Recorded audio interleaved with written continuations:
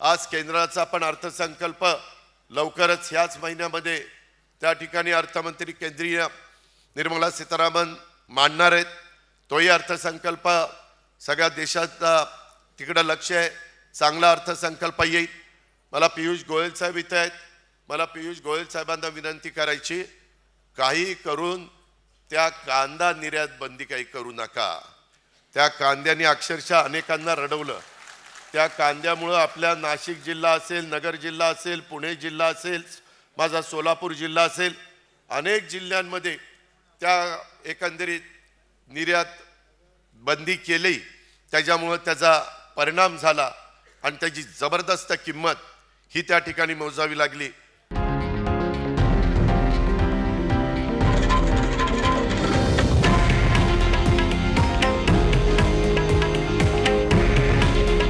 हे आहे देशातील नंबर 1 न्यूज नेटवर्क आणि आपण पाहत आहात TV9 मराठी।